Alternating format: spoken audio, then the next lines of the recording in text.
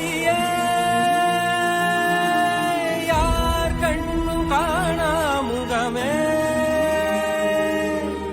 கல் என்று நினைத்தேன் உனையே நீ யார் என்று சொன்னாய் மனமே தான் நீயா எதில் நீ